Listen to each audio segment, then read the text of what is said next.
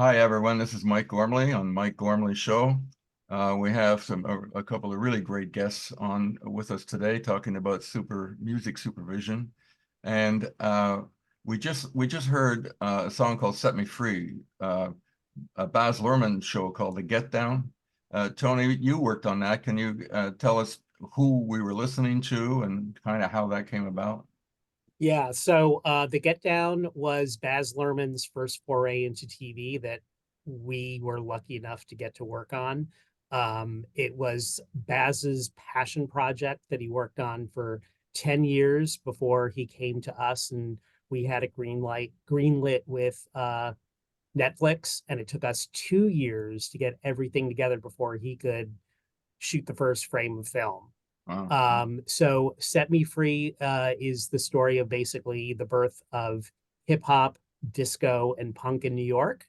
It's an amazing show. It's like one of my most favorite projects that I've ever worked on. It was so incredibly both challenging and exciting at this all at the same time. Um, the vocalist on that plays the character of Maureen Crowe. Her name is Horizon Guardiola. It was one of the artists that he found, along with Justice Smith, who has gone on and done a number of different TV shows. He played the character of Ezekiel Figueroa, who is also known as Books, who is the rapper who basically guided the story and was the main protagonist.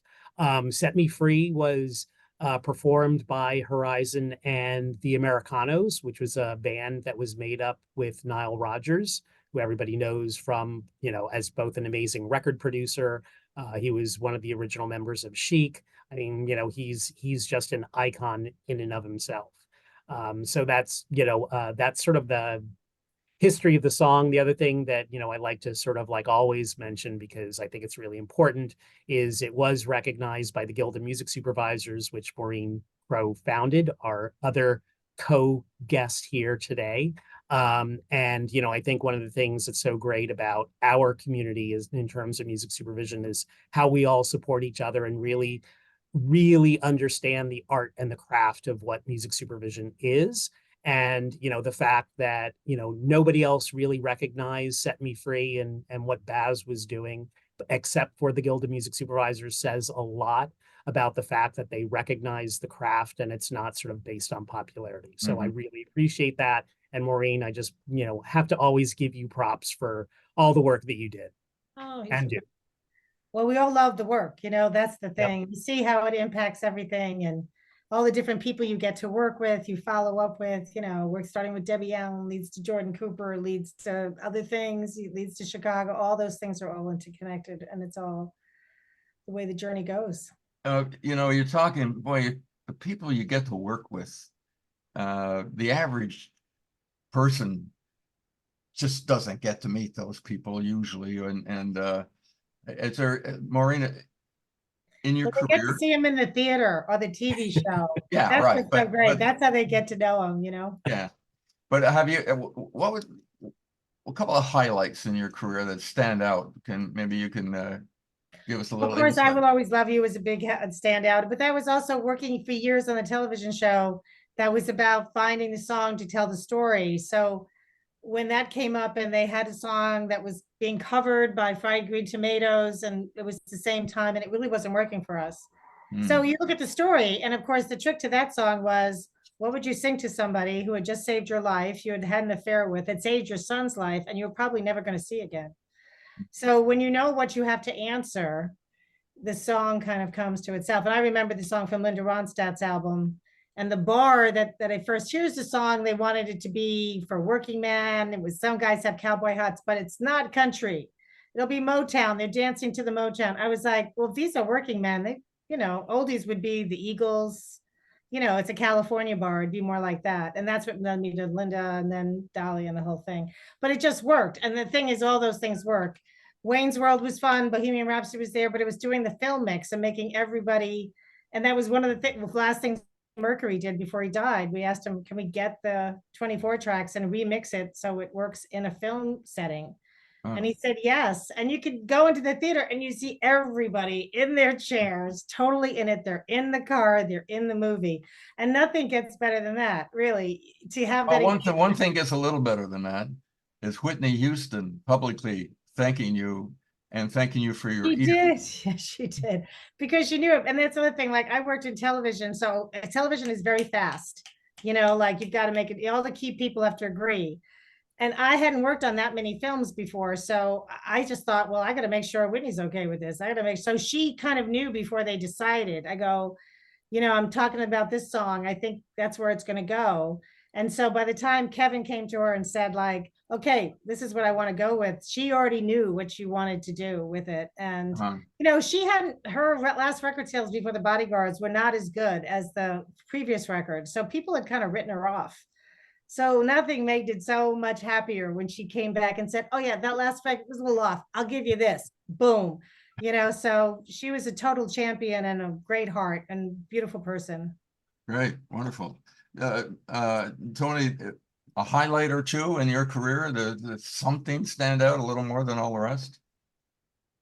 I mean, I think, you know, the Get Down for me was certainly one of the highlights. Working on, you know, it was really funny when working on Dawson's Creek, you know, and I was actually in Me Dem when the show first aired, and John McCullough gave me a call and he was like, oh my God, you're not going to believe how well the show did, and how it put the WB on the map, which was pretty cool. Working, you know, having Elvis Costello on Third Rock from the Sun was a pretty cool personal thing that I loved. Having Sinead work on Outlander was pretty great. So yeah, I mean, there's, you know, just a bunch of stuff. You know, every time you mention Dawson's Creek, I hear the Paula Cole song. You know what I Yep. mean? It's such a signature and it's such a perfect thing of like that sense of like urgency and youth. Like, it's just not okay. Like, I've got to live my life. And it was such a beautiful way of setting that up. And I'm sure that's a soundtrack to people's lives to this day, you know, because they were fans of Dawson Creek. It read to them, it saved to them. And I think that's what we're all trying to do, is just communicate the story and have those beautiful moments where everybody kind of nods in agreement, like, oh yeah, yeah, man, you're talking to me. I know what you're saying. This is my life and I get it and I'm with you. Doesn't get any better. I gotta think back to something. As I mentioned earlier, I did a little bit of music supervision and I worked on the first season of a TV show called The Equalizer. And we had Stuart Copeland from The Police doing the score. Now, I was new enough into that part of things where I couldn't believe that he had to work up till Friday, hand in the music for the next segment, and start the next segment Saturday morning. He never got a break until the show season ended. I don't know how you can do that, but but is that normal on television? Is that somebody scoring gets in? They just. I think there's a general misinterpretation that music is so magical that suddenly there's like just all these elves that go in and just, you know, magically kind of make it happen. When I worked in A Perfect Storm, the composer actually had a room in the editing room, and he kept having his people come up. And at one point, Wolfgang Peterson was like, every time I open a door, there's another music person working on it. It's like, well, because a lot of times that's what it takes. There's a lot of people there. And I think composers like to think like everything is possible and timing isn't an issue, but it would be nice to have a little bit more time. I mean, I don't think anybody would expect the art direction to be done in 24 hours or redone in 24 hours. But in music, somehow it's like, okay. Yeah, I call it the Amadeus effect. They think that, you know, you just sit down at the piano and all of a sudden you're Mozart, right? It just magically it appears. And that's, you know, that's the big issue that, you know, I've been talking about, whether it be at VIF or with producers or directors, is you have to give enough time for a composer to create. An actor doesn't just sort of like get the script and immediately get the character. You know, there's a lot of back and forth with the director in terms of what the motivation of the character is, what the story, the backstory is. So that way, when they're creating that character, there's actually substance behind it that actor or actress is able to sort of bring to the role. Same thing with the music. You need to be able to give the person the time to figure out the right type of theme or instrumentation, and what is the way that you're going to do a through line for a certain character or a certain A story or a B story, and how do you do that? And unfortunately there's just this sort of like kick the can down the road. No, the composer will magically do it right at the spot, during the spotting session, as opposed to giving them time ahead of time to speak about what's the direction, how are we doing this. One of the things that, I was talking about just yesterday was about, you as a director or a producer need to bring in your team on music just as early as you do anybody else that is head of a department, because the only way that you're going to get the best out of them is letting them have the time to fail in order to succeed. So we're coming up to a break, and we're coming up to a song that talk about a highlight. Maureen, you were working on Wayne's World, and of course that iconic scene of Bohemian Rhapsody. Oh, so fun. So Oh fun. man, So that's fun. a good story. Yeah, it was so fun because, it was a very short shooting schedule. Wayne's World was a TV skit on Saturday Night Live, and so it did not have a big budget. And what was really fun for me with that was actually rehearsing the cast, because it really didn't say in the script that they were singing along. It was just playing along. And I was like, well, why don't you learn it? And then if they don't want you to sing it, well, they'll just say you don't sing it. They'll do something else or whatever, but to be prepared. But it was so much fun. And then getting Freddie Mercury to agree to give us to do, Frank Wolf did the film mix on it, and Lauren approved it, the extra money, because they all understood like, hey, you know what?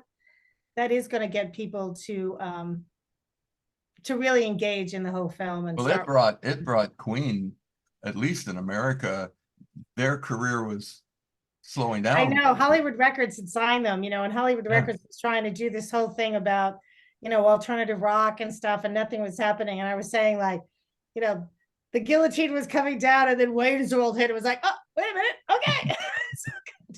and it goes on to this day. To this day, yeah, and it's such a, even Bohemian Rhapsody, the film itself, John Warhurst, who's won the Academy Award for that sound music mix, because that's such a big thing now. You're talking about new trends, is immersive sound, and 5.1, 7.1 or whatever, what's getting people in. And because that's how people want to experience music, they want to feel it. And I think Bohemian Rhapsody, the film, was a great example of actually making you feel like you were at Live Aid. Like when you're there in the theater, nothing, and even when you see it on television, there still breaks through that sense of immersion.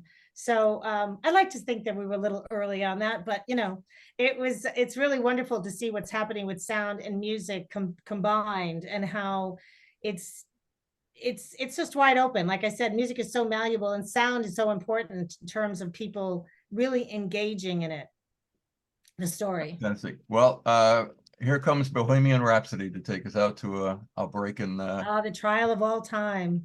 And when we can all sit here going like this. It's like, That's right. All right.